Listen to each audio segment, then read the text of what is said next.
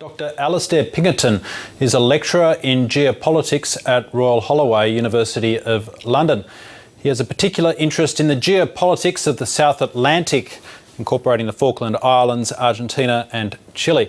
Dr. Pinkerton has also spent time on the Falklands conducting research with islanders about the war between Britain and Argentina and the broader issues related to Falklands-Argentine relations. Alastair Pinkerton, thanks very much for talking to the world. Yeah, it's a pleasure, Nick. Hi. Why can't Argentina and Britain just sort out their differences over the Falklands and let bygones be bygones? It's a really good question, and it's a question that diplomats are asking around the world. And if you ask Hillary Clinton the same question, she would say, get it sorted. But I think what those politicians and those diplomats forget is that there's essentially 180 years worth of contested history here ever since the first permanent British occupation of the islands in 1833. But it's fair to say, isn't it, that any resumption of hostilities between Britain and Argentina is unlikely to extend much beyond insults at 20 paces? Yeah, I think that's right. It's quite clear that neither country has the capacity nor the appetite to fight another war in the same way as they did in 1982. As John Simpson's package made very, very clear, the Argentine government has gradually downscaled their military forces to an incredible extent. And in the United Kingdom as well, we don't even have an aircraft carrier capable of holding the aircraft that are currently on order. And of course, Argentina is no longer ruled by a military junta. It's dramatically scaled back its military. Do the Falklands remain anything more than a diplomatic irritant nowadays? Well, they are much more than just a diplomatic irritant. For Falkland Islanders in particular, the current situation is profoundly important. There are approximately 3,000 Falkland Islanders living in Stanley and in the countryside that occupies the territory of the Falklands.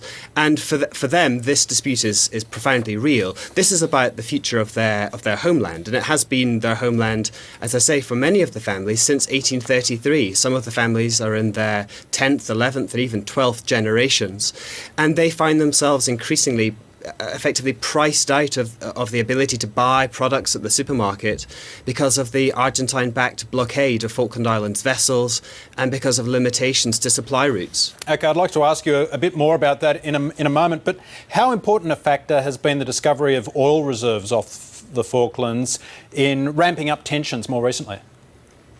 Yeah, totally. The discovery of oil, as anywhere in the world, always ratchets up tensions, doesn't it? It's the resource curse, if you like. And so ever since oil was discovered a few years ago, tensions have dramatically increased. Argentina and Britain would both love to exploit the natural resources under the South Atlantic.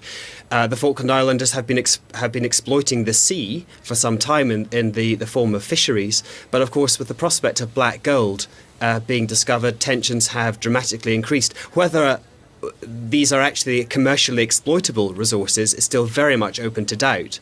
OK, and against that context, Argentina took particular offence when Prince William did a tour of duty on the Falklands. In your view, was that an offence that Britain committed inadvertently, or was there some important symbolism for Britain there and the people of the Falklands? Yeah, well, I think both, to be honest. Yes to both of those questions. It could have been avoided by not sending Prince William there, and they could have avoided it because it was so easy to anticipate that would happen.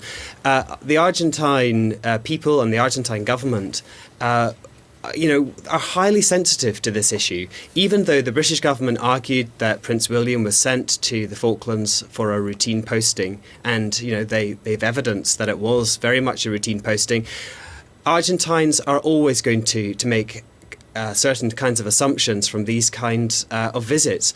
Argentina has protested against every royal visit to the Falkland Islands since the 1950s, of which there have been several. So loyalty and royalty in the South Atlantic go together very well, and the Falkland Island and the Argentine government protest it frequently. But of course, the Argentinians weren't the only ones who took offence. We saw celebrities like Sean Penn and Pink Floyd's Roger Waters also accusing Britain of insensitivity and of provocative behaviour. Yeah, and you can add the singer Morrissey into that equation as well. Yeah, the role of celebrity here has really been fascinating, and yes, you're right. They have protested. They have said that Britain was insensitive. Some of them have gone further and said that the Falklands should be renamed the Malvinas. They should be handed over to Argentina to administer. But you have to remember that everyone is entitled to an opinion, and just because these people are celebrities and have a particular platform that they can broadcast from, doesn't make them any more right than the 3,000 islanders who would protest very vigorously on the international stage. This is our home. OK, you lead me back to the question I wanted to ask you then. You've spent time on the Falklands, you've conducted research. How British do the Falklanders regard themselves nowadays? Do they identify with Argentina in any way? Well, people often describe the Falkland Islands as being as British as fish and chips. And in a way that's true, but I think that's also a rather backward-looking and traditional sense of Britishness.